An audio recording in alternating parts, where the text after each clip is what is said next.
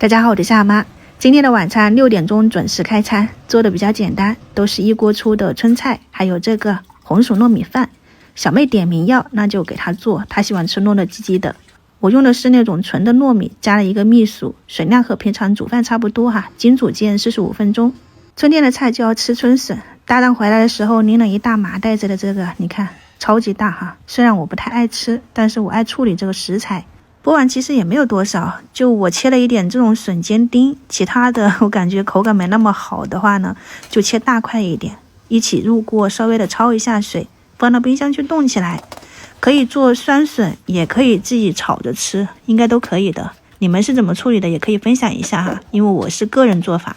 来炒今天的菜，我是准备了一点腊肉，提前焯过水切成丁，还有一些蘑菇啊虾干一起丢进油锅里面，加上一点腊肠，就是这种辣味炒出来是很香的嘛。先给它爆香，加入一点姜蒜，然后焯过水的笋丁、青豆啊、胡萝卜这一些翻好均匀。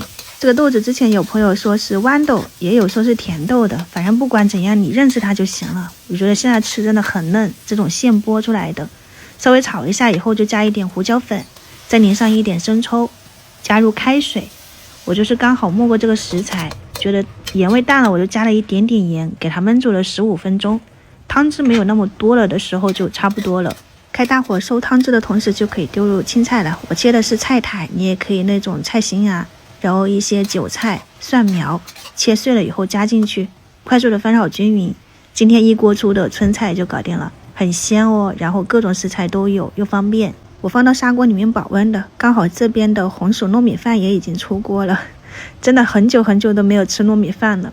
如果想要更好吃，里面是可以放一点猪油，然后白糖的。我什么都没有放哈，我感觉这个红薯就已经带这种甜味了。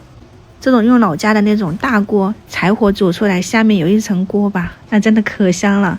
今天就是一锅饭一锅菜，拼起来就是晚餐。然后那边我其实是煮了一个汤的，里面是紫菜，加了一点盐啊、食用油、胡椒粉。你把蛋液打进去，给它淋上去，撒上葱花，一个很简单的紫菜鸡蛋汤就搞定了。今天我做的晚餐供大家参考一下，有汤有菜有饭，我觉得这个搭配可以，而且自己做起来很轻松。试了2口，真的很香，很好吃。然后是6点多钟吃完的，你们看到可能7点半左右嘛，我想要出去散散步，所以今天的时间非常快。明天再见吧，拜拜。